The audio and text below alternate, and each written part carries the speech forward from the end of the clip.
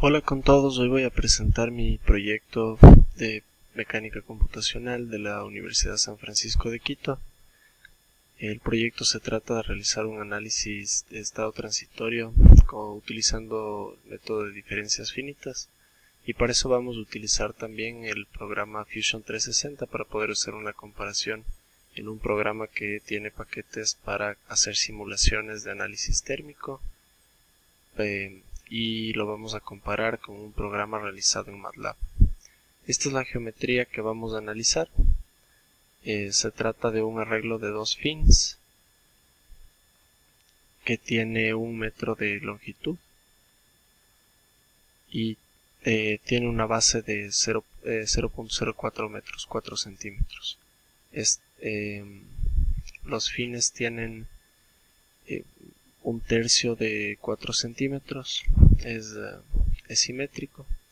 La manera en la que se realizó el análisis en Fusion 360 se seleccionó el material, en este caso que se trata de cobre. Aquí están las propiedades. Tenemos aquí el calor específico, tenemos la conductividad térmica, la densidad, que son los datos que vamos a utilizar para el análisis en MATLAB. Luego se añaden las cargas. Tenemos dos cargas. La una es un flujo de calor en la base de 250 watts, y el otro es el fenómeno de convección en todas las demás superficies que no son la base. Luego de eso generamos lo que es la malla, y finalmente realizamos la simulación.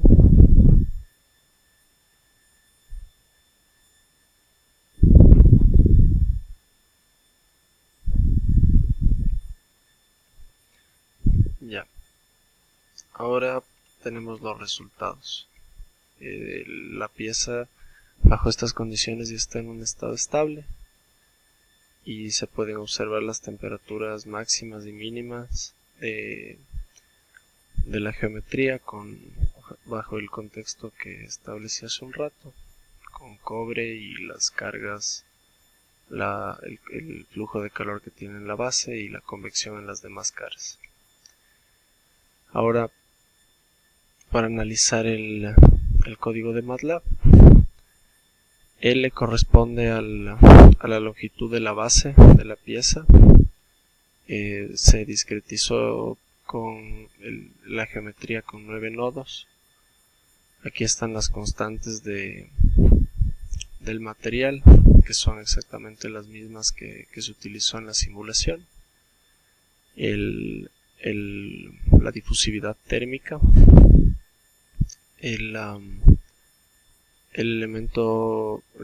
distancia entre cada nodo, que es de X, que está puesto como L sobre n-3, y ya voy a explicar.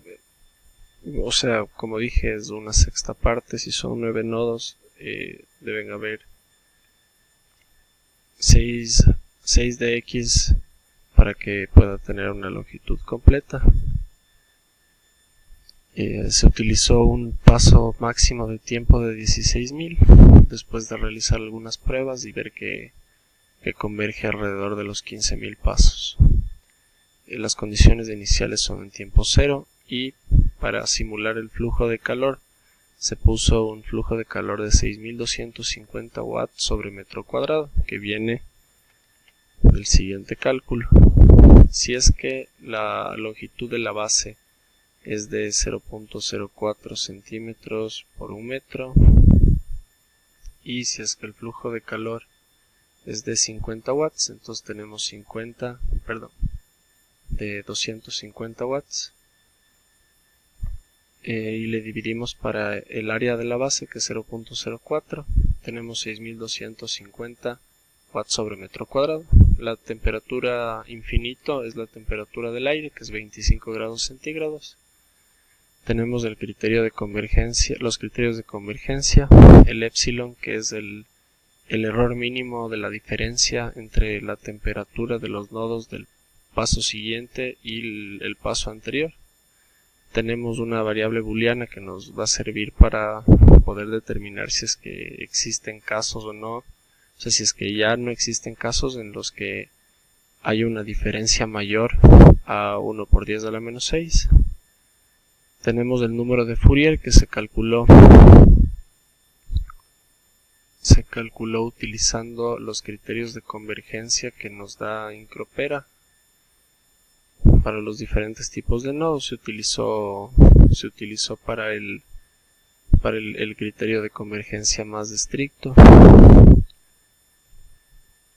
con el número de Biot, que también está calculado como h por dx sobre k. Se inicializó una matriz de ceros y se inicializaron todas las matrices. Es una matriz tridimensional en la que tiene 16.000 matrices de n por n y en la que todos los elementos son igual a 25. Se inicializa el paso de tiempo y aquí es donde empieza la geometría.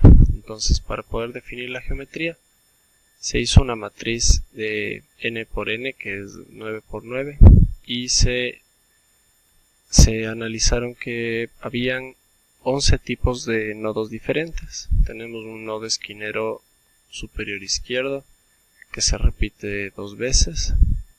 Tenemos un nodo superficial con la cara hacia arriba, que sería el 3. Tenemos un nodo superficial plano con la cara hacia la derecha, un nodo superficial plano con la cara hacia izquierda.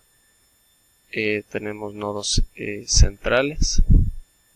Tenemos un nodo esquinero inferior izquierdo con la esquina abierta, que correspondería a esta sección de aquí de la pieza. Tenemos el mismo nodo pero en la dirección contraria.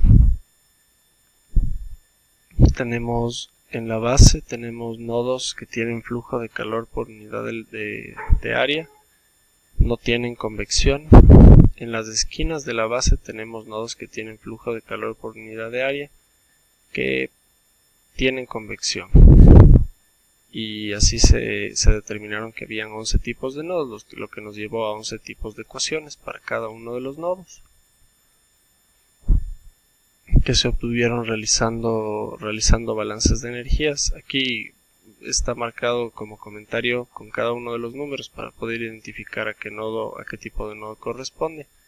Pero obviamente aquí debería venir el cálculo de la temperatura en el paso siguiente, que depende de las temperaturas de los nodos aledaños al nodo analizado.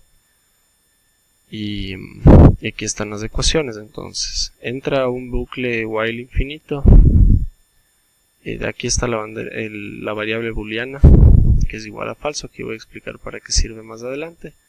Y empezamos a leer la matriz de abajo hacia arriba, porque MATLAB lee desde el elemento 1, 1 y... Perdón, no lee, sino que las matrices están indexadas desde, podría decirse, arriba a la izquierda. El primer elemento sería el 1, 1 y hay que tener eso en cuenta para poder navegar bien a través de las matrices. Utilizamos dos fors, dos bucles for.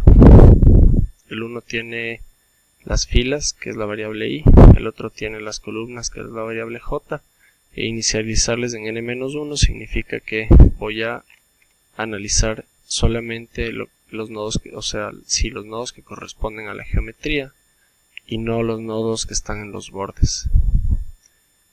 Esto es un trabajo es un trabajo en el que el programa analiza dos matrices de una manera casi paralela.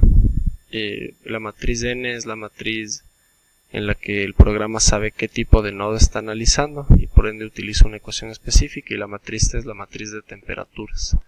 Entonces aquí está para cada uno de los casos anteriores la ecuación pertinente para cada tipo de nodo. Y en caso de que se encuentre con un nodo tipo 0, que es que no hay nada si no hay aire, entonces la temperatura debería ser 25 grados centígrados.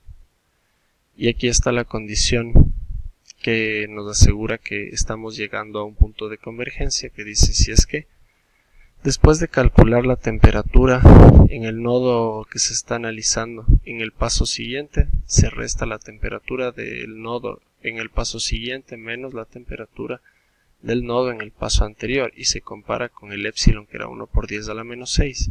Si es que la diferencia de estos dos es mayor que 1 por 10 a la menos 6, entonces consideramos que todavía el método de diferencias finitas no ha llegado a un estado estable, y además tenemos la variable booleana flag, que es igual a falso. Si es que esto se cumple, entonces la variable booleana se vuelve verdadera, y si es que se vuelve verdadera, tenemos que realizar el cálculo del siguiente paso, por lo que obviamente es el diferencial de tiempo calculado en base al número de Fourier, se le suma al tiempo anterior y se hace un aumento en el paso. De esta manera irá avanzando hasta que llegue un punto en el que la variable booleana flag se mantenga falsa, y este criterio de diferencias de temperaturas para todos los nodos, porque se analiza para cada uno de los nodos, sea falso, es decir, que la diferencia sea menor que epsilon. En ese momento ya la variable booleana ya no es falsa y por ende va a ir a la otra opción, en vez de, o sea, te dice si es que la variable booleana es verdadera, entonces que corra estas instrucciones, y caso contrario que haga un break, lo que va a hacer que salga del while, que es un while infinito a menos de que se haga un break. Finalmente se presenta, bueno, esto de aquí podemos comentar, se presenta un GIF en el que se puede ver el proceso de aumento de temperatura, el gradiente de temperatura a través de los diferentes pasos de tiempo de la matriz de temperaturas. Se crea un objeto de tipo figura.